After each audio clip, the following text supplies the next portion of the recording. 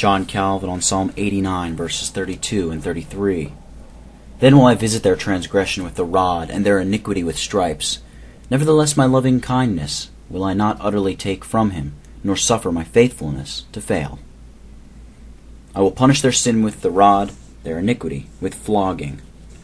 Since God does not adopt us as his children to encourage us to take liberty to commit sin with the greater boldness, mention is here made at the same time of chastisement, by which he shows that he hates the sin of his children, and, warning them of what they have deserved in offending him, invites and exhorts them to repentance. This fatherly chastisement, then, which operates as medicine, holds the medium between undue indulgence, which is an encouragement to sin, and extreme severity, which precipitates persons into destruction.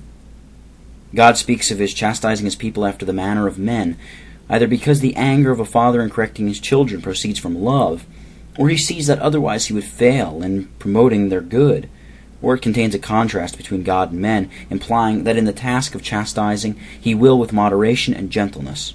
For were he to put forth his strength, he would immediately bring us to nothing. Yes, he could do this simply by moving one of his fingers. Whenever God punishes the sins of true believers, he will observe a wholesome moderation, and it is therefore our duty to take all the punishments which he inflicts upon us as so many medicines. God has nothing else in view than to correct the vices of his children, in order that, after having thoroughly purged them, he may restore them anew to his favor and friendship, according to the words of Paul in 1 Corinthians 11:33, which affirm that the faithful, quote, are chastened of the Lord, that they should not be condemned with the world, unquote. For this reason, lest they should be overwhelmed with the weight of chastisement, he restrains his hand and makes considerate allowance for their infirmity.